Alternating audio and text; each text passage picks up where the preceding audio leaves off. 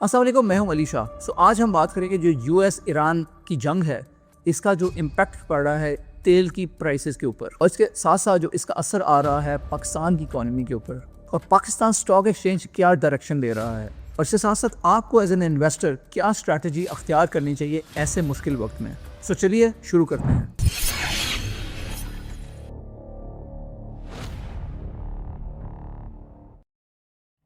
تو سب سے پہلے میری آپ سے ریکویسٹ ہوگی کہ اگر ابھی تک آپ نے چینل کو سبسکرائب نہیں کیا تو اس کو ضرور سبسکرائب کر لیں، کیونکہ اس وقت کے جو حالات بن رہے ہیں اس وقت بھی ہم آپ کے پاس کافی زیادہ آپ کو باخبر رکھنے کے لیے لیٹسٹ انفارمیشن لے کے آ رہے ہیں۔ جو جنگ طویل ہوتی جا رہی ہے اور اس کے جو نیگیٹو اثرات ہماری اکانومی پہ پڑ رہے ہیں، ہمارے ملک پہ پڑ رہے ہیں اور ہمارے اسٹاک ایکسچینج پہ پڑ رہے ہیں، ہم ان سے بھی آپ کو آگاہ رکھ رہے ہیں۔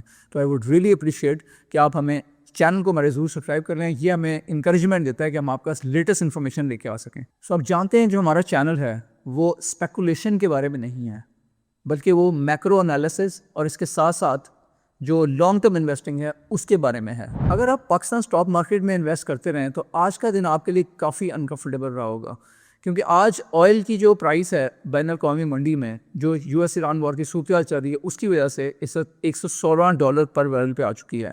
اس کے ساتھ ساتھ پاکستان میں اس کا امپیکٹ کافی تیزی سے آ رہا ہے کہ جو ہمارا پیٹرول ہے اس کی پرائس تقریباً $55 بڑھا دی گئی ہے ایک ہی دن کے اندر، اور اس کا اثر پاکستانی اسٹاک ایکسچینج میں بہت نیگیٹو پڑا ہے، اور وہ KC100 انڈیکس تقریباً 13,000 پوائنٹ گر کے 144K تک آ چکا ہے at the time of recording of this video. مطلب یہ ہوا کہ جو جنوری کا جو پیک ٹائم تھا جو 189K تک انڈیکس گیا ہوا تھا، اس کے بعد اب کافی ڈیپ کریکشن آ چکی ہے تقریباً 24% کی۔ اب سوال یہ پیدا ہوتا ہے کہ یہ جو یو ایس اسرائیل اور ایران کی جنگ ہے، کیا یہ ہماری اسٹاک مارکیٹ کو مکمل طور پہ تباہ کر دے گی، یا یہ وہ لمحہ ہے لانگ ٹرم انویسٹرز ہیں اور جو اسمارٹ انویسٹرز ہیں وہ چپ کر کے خریداری شروع کر دیتے ہیں۔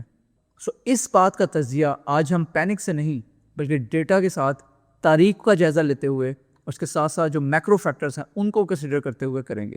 سب سے پہلے جو تیل کی عالمی منڈی ہے اس کے اوپر کیا اثرات پڑ رہے ہیں جو یو ایس ایران کا جو کانفلکٹ ہے وہ ایسکلیٹ کر رہا ہے اس کی وجہ سے، اور اس کے ساتھ ساتھ جو اب نئے ہرمز ہے جس کو اسٹریٹ آف ہرمز کہتے ہیں، اس کی بندش کی وجہ سے جو حالات خراب ہو رہے ہیں، کیونکہ یہ وہ چوک پوائنٹ ہے جہاں سے تقریباً 20% تیل دنیا کا یہاں سے گزرتا ہے۔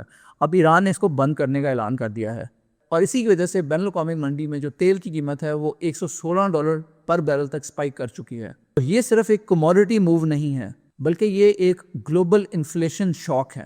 جب دنیا میں تیل کی قیمت میں اتنی تیزی سے اضافہ ہوتا ہے تو اس کا اثر جو پاکستان اور اس طرح کے انڈیا اور باقی ایمرجنگ مارکیٹس ہیں ان کے اوپر بھی بہت برا پڑتا ہے۔ پاکستان اپنا تیل درآمد کرتا ہے، اور یہی وجہ ہے کہ ہم نے دیکھا ہے کہ گورنمنٹ نے ریسنٹلی $55 پر لیٹر کے حساب سے پیٹرول کی قیمت میں اضافہ کر دیا ہے، اور یہ پاکستان کی تاریخ میں اب تک ہونے والے سب سے بڑے پیٹرول کی قیمت میں اضافوں میں سے ایک ہے، اور پیٹرول اب تقریباً $321 پر لیٹر پہ مل رہا ہے۔ تو آپ کو کیا لگتا ہے کہ اس کے کیا اثرات مرتب ہوتے ہیں؟ نمبر 1، آپ کی جو ٹرانسپورٹ کاسٹ ہے، جو بھی آپ نے ایک جگہ سے دوسری جگہ پہنچنا ہے وہ بڑھ جاتی ہے۔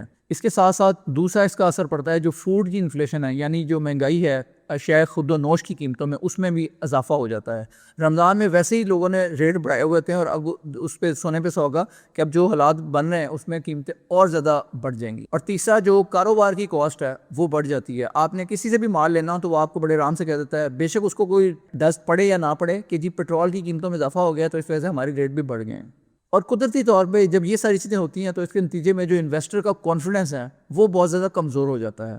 یہی چیز ہم نے پاکستان اسٹاک ایکسچینج میں آج صبح دیکھی ہے جب مارکیٹ اوپن ہوئی ہے، کیونکہ جو پیٹرول کی قیمت ہے اس میں اضافہ ہوا تھا جمعے کی رات کو، جو اس کے اثرات مرتب ہونے تھے وہ پیر کی صبح ہی ہونے تھے، اور ہم نے دیکھا کہ جو ہمارا پاکستان اسٹاک ایکسچینج ہے KC100 انڈیکس وہ بری طرح گرا ہے، تقریباً 13,000 پوائنٹس سے وہ نیچے گرا ہے اور آلموسٹ 144K پہ آیا ہے، یعنی ایک ہی دن میں تقریباً 8.3% کا رفلی آپ کو ڈکلائن دیکھنے میں نظر آیا ہے۔ اور اگر دیکھا جائے تو جو اوور آل جو ریلی ہوئی تھی جنوری میں، جو پیک تک گیا تھا KC100 انڈیکس، وہ 189K تک گیا تھا۔ اس وقت سے لے کے جو 189K کا پیک لیول تھا اس سے لے کے اب تک 144K تک تقریباً 23.5% کی کریکشن آ چکی ہے۔ یہ جو آج ہمیں ڈراپ دیکھنے میں آیا ہے 8.3% کا، یہ اکثر پینک ڈریون ہوتا ہے۔ اس کی بنیادی وجہ میں آپ سے پہلے شیئر کر چکا ہوں کہ جو بین الاقوامی منڈی میں تیل کی قیمتوں میں جب اضافہ ہوا ہے اس کی وجہ سے پاکستان میں پیٹرول کی قیمت $55 بڑھا دی گئی ہے۔ So that was the primary reason, اسی لیے مارکیٹ آج ریڈ اوپن ہوئی ہے۔ لیکن اب سوال یہ پیدا ہوتا ہے کیا یہ کمپلیٹ کولیپس ہے یا صرف جنگ کی وجہ سے پیدا ہونے والی ولیٹیلیٹی. ایک اور ڈیولپمنٹ جو آج ہم دیکھیں گے، آج اسٹیٹ بینک کی جو مانیٹری پالیسی کمیٹی کا اجلاس تھا، انہوں نے جو انٹرسٹ ریٹ ہے اس کو 10.5% پہ ہی رکھنے کا فیصلہ کیا ہے. اب اگر تاریخ کا جائزہ لیں اور یہ سمجھنے کی کوشش کریں کہ کیا آئل پرائسز میں جب اضافہ ہوتا ہے کیا اس کی وجہ سے ہمیشہ اسٹاک مارکیٹ کریش کرتی ہے، تو ایسا نہیں ہے. جو 2011 سے 2014 تک کا پیریڈ ہے، اس کے دوران تیل کی قیمت $100 سے اوپر رہی، اور اس پیریڈ میں جو KSE 100 انڈیکس ہے وہ تقریباً 11,000 سے 32,000 پہ چلا گیا، یعنی تقریباً 180% کی ریلی. اور اسی دوران میں جو KSE 100 انڈیکس ہے وہ 11,000 سے 32,000 تک چلا گیا، یعنی تقریباً 180% کی ریلی. تو لیسن بڑا سمپل ہے، جو تیل کی قیمتیں ہیں ان کے شاکس جو ہوتے ہیں وہ ٹیمپرری ہوتے ہیں، اور یہ پرماننٹ بیئر مارکیٹس کریٹ نہیں کرتے. مارکیٹس جو ہوتی ہیں وہ ایڈجسٹ کرتی ہیں، اور جو اکانومیز ہیں وہ اس طرح کے شاکس ایبزارب کر لیتی ہیں. اب اس طرح کا جو کرائسس ہوتا ہے وہ کچھ سیکٹرز کو ہرٹ کرتا ہے اور کچھ سیکٹرز کو اس کا فائدہ پہنچتا ہے. اور اس سینیریو میں جو سب سے زیادہ بڑے بینیفیشریز ہیں وہ انرجی سیکٹر ہے. تیل کی جو بڑھی ہوئی قیمتیں ہیں اس کا جو بینیفٹ زیادہ ہو رہا ہے وہ OGDC, PPL, ماڑی اور POL کو ہوتا ہے. اور اگر LNG امپورٹ ڈسرپٹ ہوتی ہے تو اس کی وجہ سے جو پاکستان میں پروڈیوس ہونے والی گیس ہے اس کی اہمیت بڑھ جاتی ہے. بینکس بھی اس کا فائدہ اٹھا سکتے ہیں کیونکہ ہائر ییلڈز جو ہوتی ہیں وہ ہائر انٹرسٹ ریٹ انکم کو جنم دیتی ہیں. ڈیفینسو سیکٹر جیسے کہ فرٹیلائزرز اور ہائی ڈیویڈنڈ سٹاکس انویسٹرز کو اسٹیبلٹی دیتے ہیں. اب اس وقت اگر جائزہ لیں مارکیٹ کا تو کریکشن کے بعد اس کی جو ویلیویشن ہے وہ کافی اٹریکٹیو ہو گئی ہے، اور KSE 100 کرنٹلی تقریباً 7x ارننگز پر ٹریڈ کر رہا ہے. اور یہ levels historically Pakistan equity markets کے ڈیپ ویلیو زونز رہے ہیں. اور ایک اور انٹرسٹنگ بات یہ ہے کہ جو انسٹیٹیوشنل انویسٹرز ہوتے ہیں وہ پینک میں بالکل بھی سیل نہیں کرتے، ایسے وقتوں میں وہ اچھے سٹاکس کی خریداری کر رہے ہوتے ہیں. تو تاریخ ہمیں ایک سمپل سا لیسن بتاتی ہے، جو جنگیں ہیں وہ مستقل نہیں ہوتی.